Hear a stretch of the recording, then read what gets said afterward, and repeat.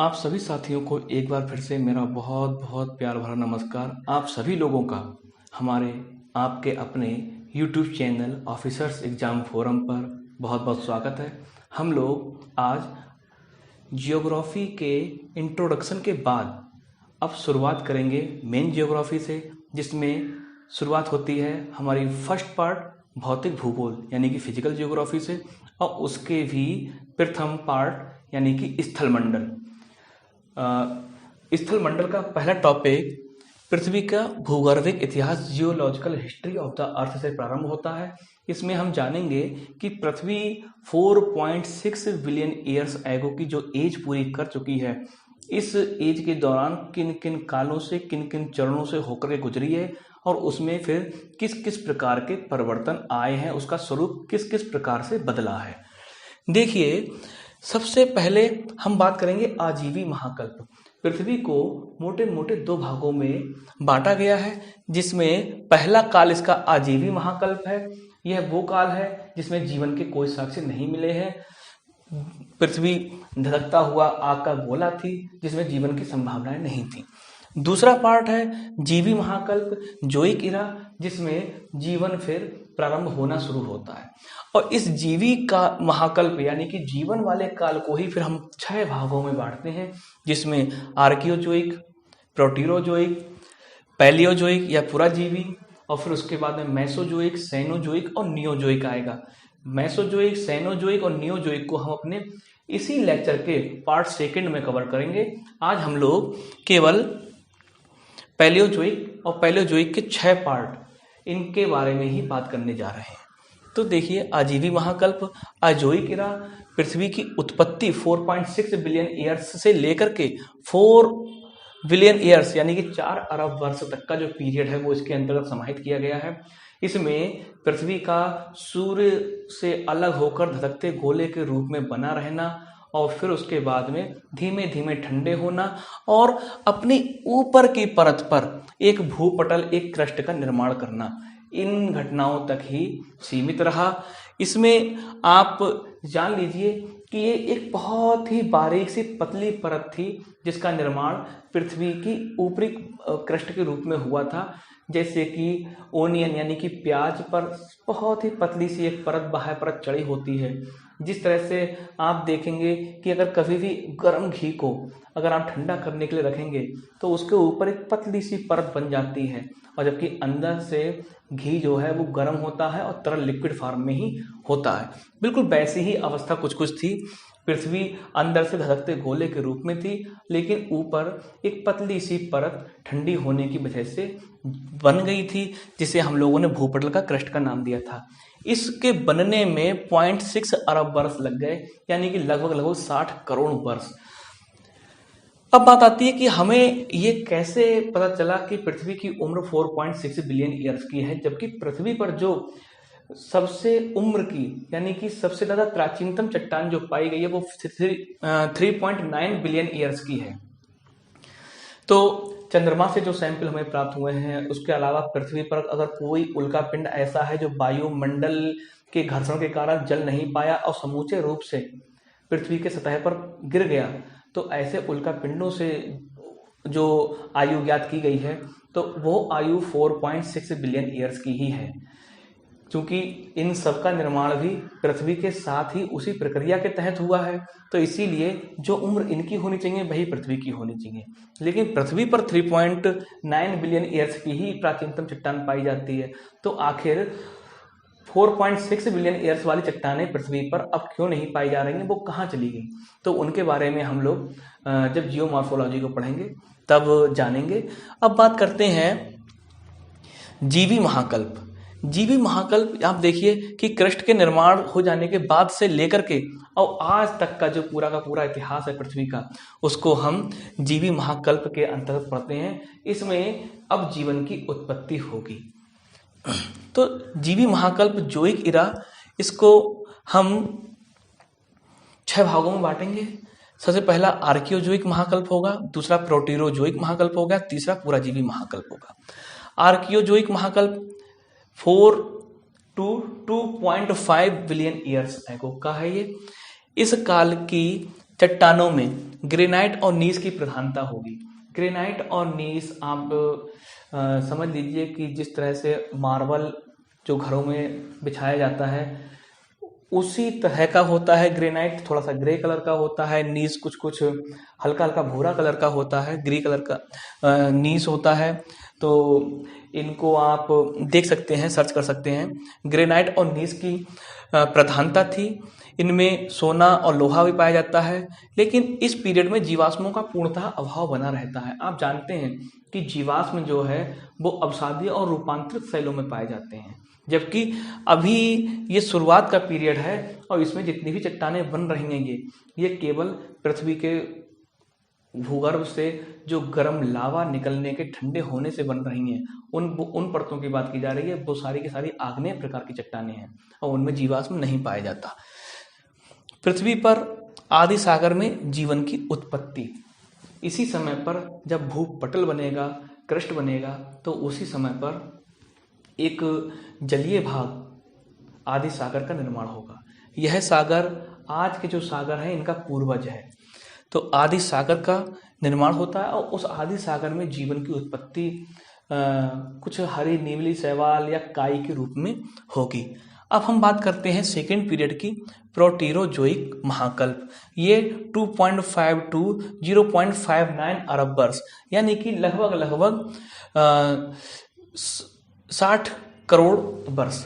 आप अभी समझ लीजिए कि करीब 4 अरब वर्ष का पीरियड जो है कुछ विशेष नहीं हो पाया है। उसमें पृथ्वी ठंडी हुई है। ठंडी होने के बाद में स्थल भाग और जलीय भाग निर्मित हुआ है और बहुत ही सूक्ष्म जीवन की शुरुआत हुई है इस पूरे के पूरे 4 अरब वर्ष के पीरियड में। बाकी जो विकास हुआ है वो लास्ट के 60 करोड़ वर्षों के पीरियड में ही हो पाया है। तो इस समय पर समुद्र में कुछ अपृष्ठवंशीय अकशेरुकी आप बायोलॉजी में अच्छे से पढ़ पाएंगे इसको। अकशेरुकी का मतलब है कशेरुकी जिनमें कशेरुक दंड नहीं पाया जाता, यानी कि मेरुदंड यानी कि रीढ़ जिनमें नहीं पाई जाती है, वो नॉन कॉर्डेट्स होते हैं। उन नॉन कॉर्डेट्स जीवों का विकास समुद्र में इस पीरियड के दौरान होता है। अब यहाँ पर जानना हमें यह है कि ये दोनों ही बहुत बड़ी बड़ी अवधि के पीरियड हैं और ऐसी बड़ी बड़ी अवधि के पीरियड्स को जियोग्राफी में इयॉन्स कहा जाता है। साथ ही साथ चूंकि इनमें कुछ बहुत ज्यादा विशेष परिवर्तन, बहुत बड़े परिवर्तन जियोग्राफी या हमारे जानने के नजरिए से नहीं हुए हैं, इसीलिए इनको हम अलग अलग ना पढ़ के कहीं कहीं पर इनको एक ही पीरियड का नाम दे दिया गया है, प्री कैम्ब्रियन इरा। तो इसलिए आपको ध्यान रखना है प्री कैम्ब्रियन क्यों कहा गया है, क्योंकि आने वाला काल जो है वो कैम्ब्रियन है। तो कैम्ब्रियन से पहले का जो होगा उसे प्री कैम्ब्रियन कह दिया गया। तो कहीं पर इन दोनों को सम्मिलित रूप से इयोन्स कह दिया गया होगा, कहीं प्री कैम्ब्रियन कह दिया गया होगा। तो आपको उसके लिए बहुत ज़्यादा चिंतित होने की ज़रूरत नहीं है, जानकारी में आपको होना चाहिए। कई बार क्वेश्चन बन जाता है इयोन्स क्या है। अब बात करते हैं इसी दौरान जब हम जियोग्राफी को पढ़ेंगे, पृथ्वी के भूगर्भिक इतिहास को जब पढ़ेंगे तो उसी में कुछ पर्वतों के निर्माण के काल आएंगे। कुल मिलाकर 4 ऐसे काल आपको पढ़ने को मिलेंगे। तो उसको मैंने अलग इंडिकेट किया है, जैसे कि पर्वत उत्पत्ति का प्रथम चरण चर्नियन हलचल के नाम से, चर्नियन पीरियड के नाम से जाना जाएगा। दूसरा पर्वत उत्पत्ति का द्वितीय चरण कैलिडोनियन हलचल के नाम से आएगा। तीसरा पर्वत उत्पत्ति का तृतीय चरण हर्सिनियन हलचल के रूप में आएगा और एक चौथा भी आएगा। तो इस प्रकार से ये 4 पर्वत निर्माण के काल भी आएंगे। ये वो काल है जब पृथ्वी पर प्रथम प्रकार के उच्चावच बहुत बड़े पैमाने पर होते हैं और उनसे पृथ्वी पर पहाड़ों की उत्पत्ति होती है। तो पर्वत उत्पत्ति का प्रथम चरण चर्नियन हलचल। इस दौरान सुपीरियर झील का समीपवर्ती भाग, धारवाड़, छोटा नागपुर का पठार के क्षेत्र, कुड़प्पा समूह, दिल्ली क्रम की चट्टानें और अरावली, ये सारे के सारे पर्वत चूंकि आप जान रहे हैं कि सबसे प्राचीनतम है, तो इसीलिए आज के समय पर इनकी स्थिति ऐसी हो चुकी है, इनका क्षरण इतना हो चुका है, इनका घर्षण इतना ज्यादा हो चुका है कि आज ये देखने में पहाड़ जैसे, पर्वत जैसे लगते नहीं हैं। तो इसीलिए अब आपका काम होगा कि आप इसको अपनी मैप पर, अपने एटलस पर इनको जरूर देख लें। देखिए ज्योग्राफी सब्जेक्ट जो है आपके लिए वन वे लेक्चर नहीं रहेगा, इसमें आपको बहुत कुछ करना पड़ेगा। मेरे ज्योग्राफी के लेक्चर को आप बाबा जी के प्रवचन की तरह सुनते मत रहिएगा, इसमें आपको बहुत सारा एक्सरसाइज करनी होगी। तो अगर किसी के पास भी एटलस या फिर मैप्स अगर ना हो तो अरेंज कर लीजिए उनको, या नेट से सर्च कीजिए। तो इन सब की लोकेशंस आपको जाननी है। फिर हम बात करते हैं पैलियोजोइक इरा, जो इसका पीरियड ये है, इसी को हम प्राइमरी इपॉक, प्राथमिक युग भी कहते हैं, ये ध्यान रखिएगा।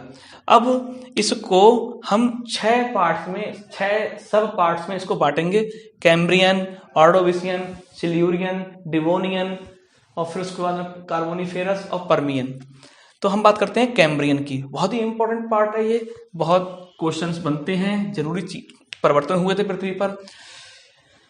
विंध्याचल पर्वतमाला का विकास हुआ।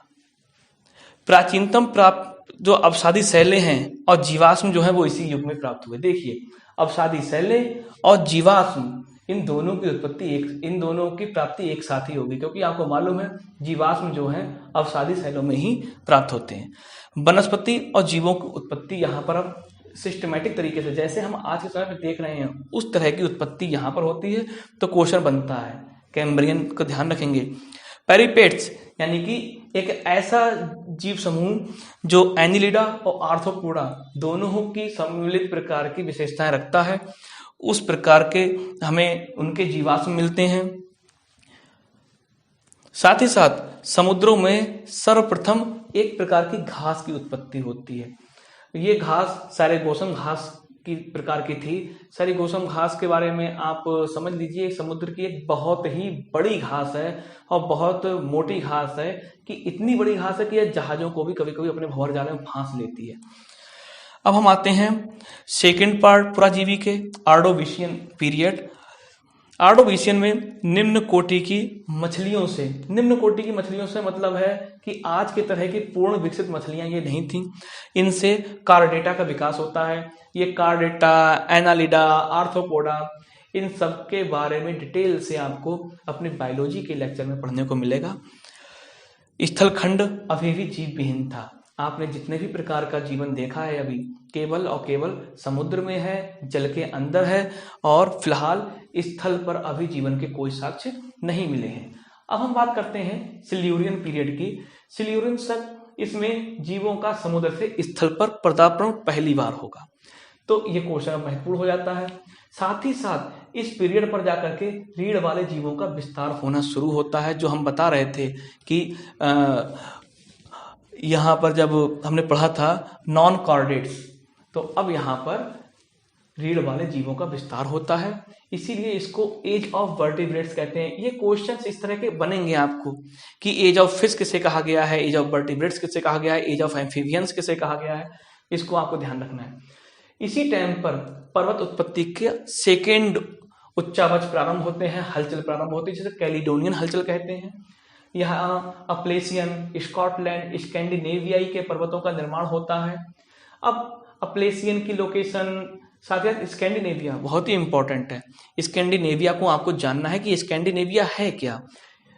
कहीं कहीं पर आपने नाम सुना होगा कि स्कैंडिनेवियाई कंट्रीज, वो कंट्रीज कौन कौन सी हैं, ये स्कैंडिनेविया के पर्वत कौन कौन से हैं, ये आपको पढ़ना है अपने मैप पर, इसको जो है इसको देखना है।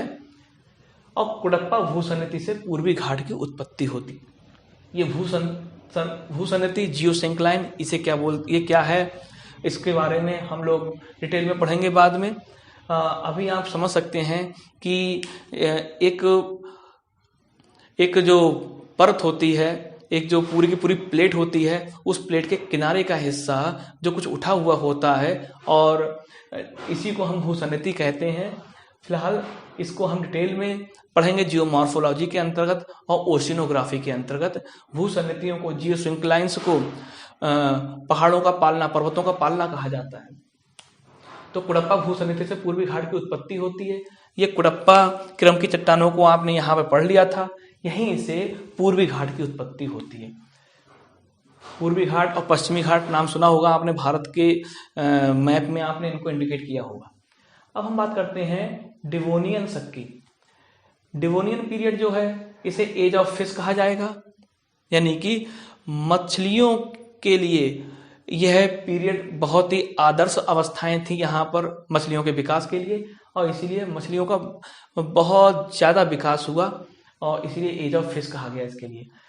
उभयचर की उत्पत्ति होगी यहाँ पर, एम्फीबियंस उभयचरों की यहाँ पर प्रथम बार इनके हमें देखने को मिलेंगे।